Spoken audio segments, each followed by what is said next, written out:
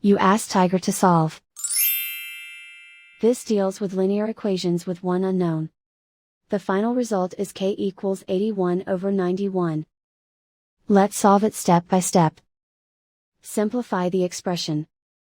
Expand the parentheses. Multiply the coefficients. Simplify the arithmetic. Combine like terms. Group all constants on the right side of the equation. Subtract 81 from both sides. Simplify the arithmetic.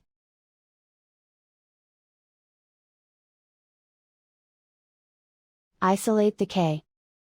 Divide both sides by -91. Cancel out the negatives. Simplify the fraction.